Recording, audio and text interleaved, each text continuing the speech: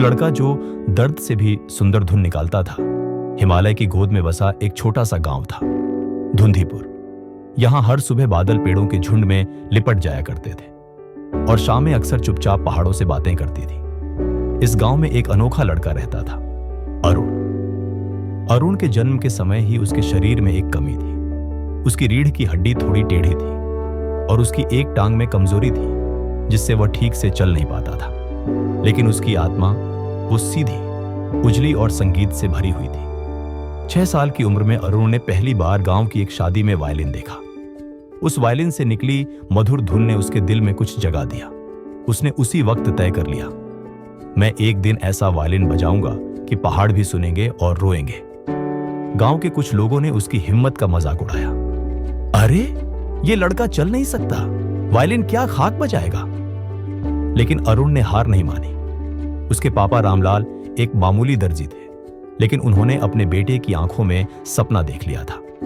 उन्होंने एक पुराना टूटा वायलिन किसी से उधार लेकर ठीक करवाया और अरुण को दे दिया।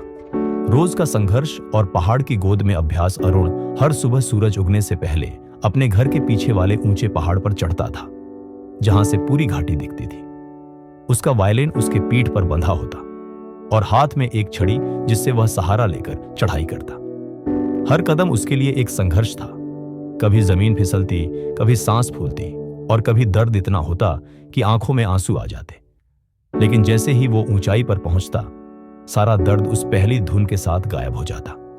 उसके वायलिन की धुनें हवा के साथ बहती, घाटी में गूंजती और ऐसा लगता मानो खुद पहाड़ भी उसकी पीड़ा को सुन रहे हों। जिंदगी की बेरुखी अरुण ने 18 की उम्र में एक म्यूजिक एकेडमी में आवेदन किया।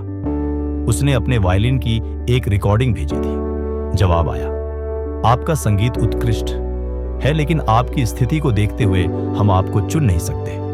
उसे समझ नहीं आया कि उसका शरीर संगीत से कैसे जुड़ा। एक के बाद एक म्यूजिक स्कूलों और आयोजकों से इनकार मिलता रहा। कोई कहता, तुम स्टेज पर खड़े नहीं रह पाओगे। कोई कहता, टूर करना तुम्हारे बस की बात नहीं। कभी कभी वह खुद से पूछता, क्या वाकई मेरे सपने सिर्फ मेरे शरीर की वजह से अधूरे रहेंगे? एक अजनबी की ताली एक दिन, जब उसने एक बड़ी म्यूजिक प्रतियोगिता से ठुकराए जाने का पत्र पढ़ा, वह बहुत टूट गया।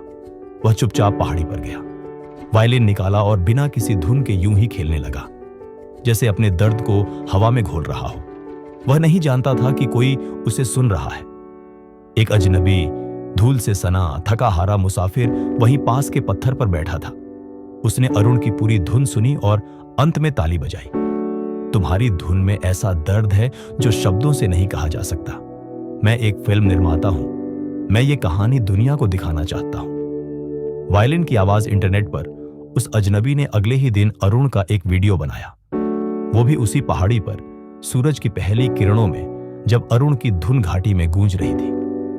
वीडियो को एक शीर्षक दिया गया, जिसने पहाड़ों को रुला दिया, अरुण का संगीत। यह वीडियो कुछ ही हफ्तों में वायरल हो गया। लाखों लोगों ने सुना, देखा और महसूस किया कि एक लड़का जो चल नहीं सकता, कैसे पूरी दुनिया को अपने संगीत से झुका सकता है। सपनों का मंच वीडियो के वायरल होने के बाद देश विदेश से फोन आने लगे। संगीत अकादमियां, आयोजक, इंटरव्यू चैनल्स, सभी अरुण को आमंत्रित करने लगे। वो मंच जहां लोग सोचते थे कि वो कभी नहीं चढ़ पाएगा, उसी मंच पर उसे स्टेज के बीचों बीच बैठाया गया, एक शानदार रोशनी के नीचे। लोगों ने खड़े होकर उसका स्वागत किया।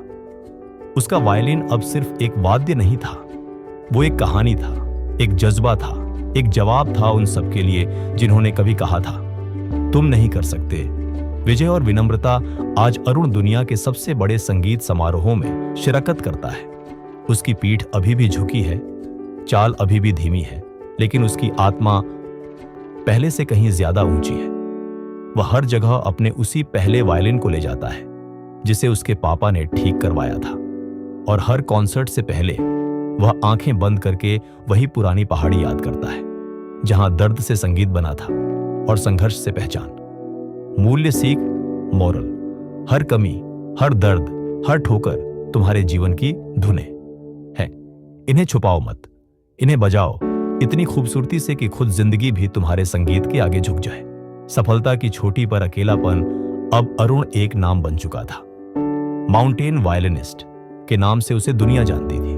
उसके पास शोहरत थी, दौलत थी, नाम था, लेकिन एक चीज अब भी उसकी जिंदगी से दूर थी, सच्चा अपनापन। संगीत की दुनिया चमकदार होती है, पर भीतर से अक्सर अकेली। हर शहर में नए चेहरे मिलते, प्रशंसा मिलती, लेकिन किसी की आंखों में वो गहराई नहीं होती जो बचपन के दोस्तों में थी। रात के शो के बाद जब होटल के कमरे में लौटता तो सिर्फ दीवारें होती, चुप, ठंडी और बेजुबान। एक रात उसने मां की पुरानी चिट्ठी पढ़ी।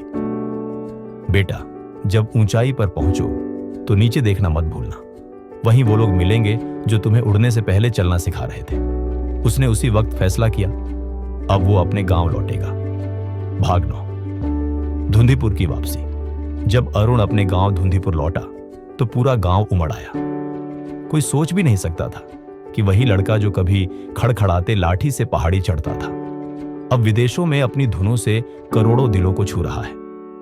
गांव के बच्चे उसके चारों ओर घिरे रहते, कुछ वायलिन सीखना चाहते, कुछ सिर्फ उसकी कहानियां सुनना। लेकिन अरुण की नजरें किसी को ढूंढ रही थीं। उसके गुरु, जो कभी नहीं थे, लेकिन जिनकी कमी हमेशा महसूस होती रही। वह गया अपने स्कूल के पुराने अध्यापक श्रीमान शास्त्री जी के पास।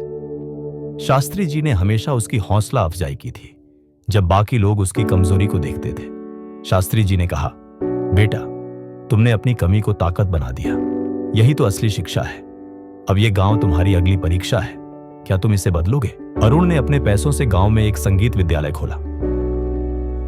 स्वर पर्वत यह सिर्फ संगीत सिखाने का स्थान नहीं था, बल्कि उन बच्चों के लिए आशा की किरण था जिन्हें दुनिया कमजोर कहती थी।